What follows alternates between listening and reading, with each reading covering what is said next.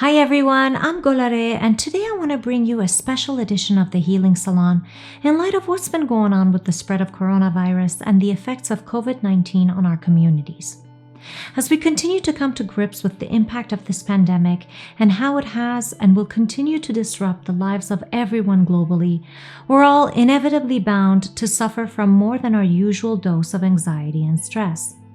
During times like these, it may seem silly to be talking about things like meditation and mindfulness, but it is in fact a critical time to emphasize the importance of taking some time for yourself to lower your anxiety and stress levels, relax, and empower yourself with a clear and calm mind. In this episode, I'm going to talk to you about some basic tools you can use to start your mindfulness practice right away. I'll also go over 5 common obstacles beginners face when they first start meditating and how to overcome them. I'll briefly talk about meditation postures and finding a comfortable meditation position that works for you. It is my sincere hope that by the end of this episode, you will be equipped with the basic knowledge to start meditating if you aren't already. These are unusually difficult times for all of us, and any steps we can take to strengthen our spirit, soul, body, and mind should be embraced wholeheartedly.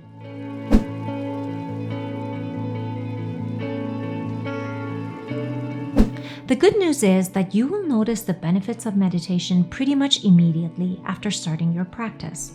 For one thing, incorporating even a short meditation routine into your day will increase your calmness and lower your anxiety. Remaining calm and centered will also impact the mood of those around you. Kids and teens with whom you may be interacting will observe and benefit from your more peaceful demeanor, as will your significant other, the elderly, and other family members and friends who may be struggling to understand or cope with the uncertainties of things like a national emergency, travel bans, food and supply shortages, limited access to healthcare and medicine, and many other unknowns during extraordinary situations like these. On top of all of this, studies have shown that mindfulness meditation boosts the immune system. It reduces blood pressure, improves your mood, and enhances cognitive function, all of which are valuable during normal times, but crucial during a pandemic. If meditation is already a part of your daily routine, good, keep it up. Look for ways to enhance your mindfulness by trying longer sessions. Train your mind to meditate deeper and encourage others around you to pick up the practice. If you have tried mindfulness meditation before, but were discouraged because you found it difficult, or couldn't concentrate the way you thought you ought to, or you fell asleep, or got bored, or for whatever reason you decided not to continue with your meditation practice, now is the time to revisit and try again. There are basic steps you can take to break through the hurdles a beginner may face and train yourself to incorporate a meditation routine into your day. The most important thing to remember is that everyone, absolutely everyone, encounters hindrances during meditation. This is true for both new and advanced meditators. The more often you practice, the less frequent these hindrances will become, but even someone who meditates regularly can have an off day here and there, and can benefit from recognizing these hindrances and addressing them accordingly. These hindrances are so common that Buddhist scriptures identified them as the 5 major hindrances and offered antidotes to overcome them during your meditation practice. These 5 hindrances are sensual desires, ill will, apathy and laziness, anxiousness, and doubt. Sensual desires refers to any distractions caused by your senses during practice.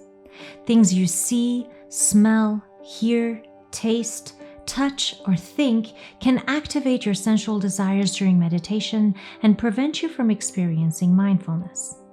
The antidote to sensual desires is to first not fight it. Recognize it, then stop and study it. Then notice that your sensual desire is inconsequential because it is impermanent, so you can dismiss it and return to your meditation. In time, you will learn to apply this antidote as soon as you notice the sensual desire creeping in. In the beginning, just be patient and stick with it. The second hindrance is ill will, which is the result of angry, unkind, or hurt feelings towards someone, a situation, or yourself. This is probably one of the more powerful hindrances, but its antidote is just as powerful. As with the first hindrance, begin addressing any feelings of ill will you experience during meditation by first acknowledging it. Then try to understand what is causing your feelings of ill will. And then apply a loving, compassionate thought towards the source of your ill will.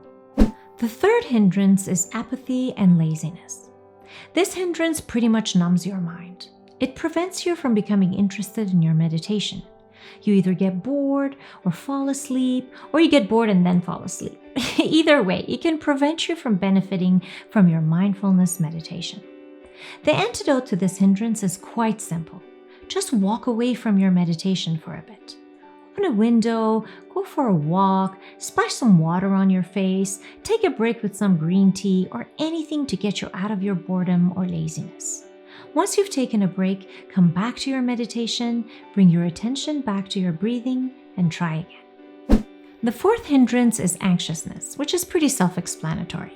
It's caused by any feelings of stress or anxiety you may be having, most likely as a result of either your daily routine, like your commute or encounters with colleagues at school and work, or unresolved long-term factors like your health or finances, or a pandemic like coronavirus.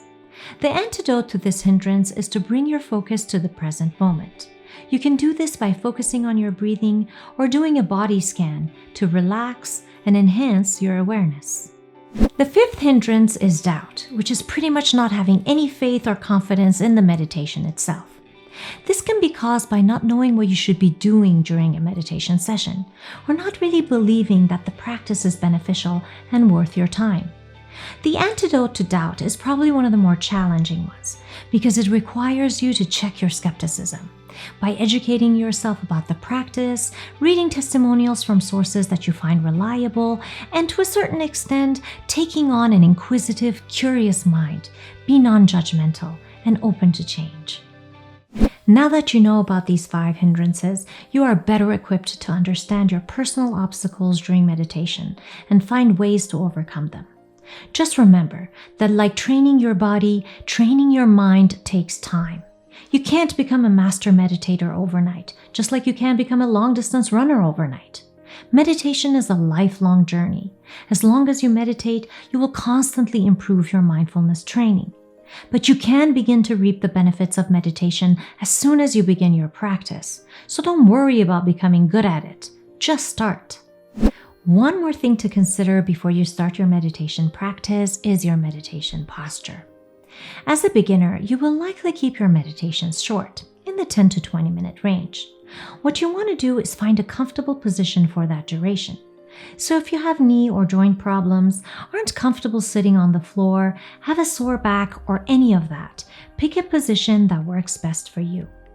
Don't worry about sitting in what you think should be a meditation position. Remaining in your session for the duration of the exercise is one of your top priorities as a beginner, so make sure you're comfortable. As you consider your meditation position, keep 2 things in mind. 1, try not to do your meditation in a lying down position, unless you're doing a sleep meditation. Remember that one of the common hindrances is apathy and laziness, and being in a lying down position tends to empower that hindrance and possibly motivate you to fall asleep. Second, whatever position you end up in, make sure it's active and not passive. In other words, don't rest in your position. Keep your back straight and engaged.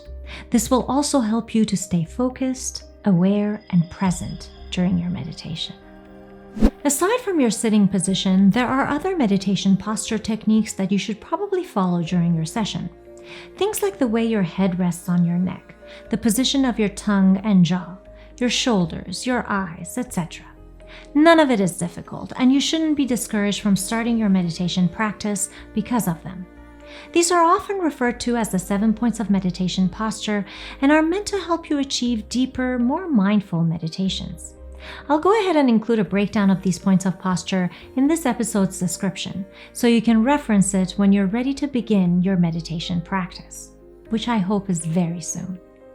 During difficult times like the current coronavirus pandemic, there are things we have control over and things we don't. Remaining calm, taking care of ourselves and our loved ones, managing our anxiety and stress, and working towards improving our immune system are things we can achieve with mindfulness meditation. So I really hope you find the time to incorporate even a short meditation practice into your daily routine. If you're looking for a way to get started, try my guided mindfulness meditation for beginners on the Healing Salon's YouTube channel. It's only 10 minutes long. It includes a quick breathing exercise and a short body scan to help you relax and activate your awareness. As you develop your practice, you can transition into longer meditations also available on the Healing Salon's channel, like my 30-minute energy healing and awareness meditation. I'll go ahead and drop both links in this video's description for your reference. Thank you for watching. Stay healthy and safe.